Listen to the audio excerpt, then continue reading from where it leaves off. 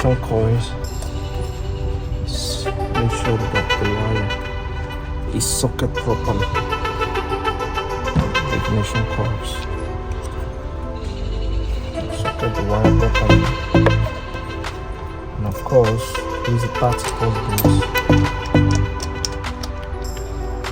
to hold it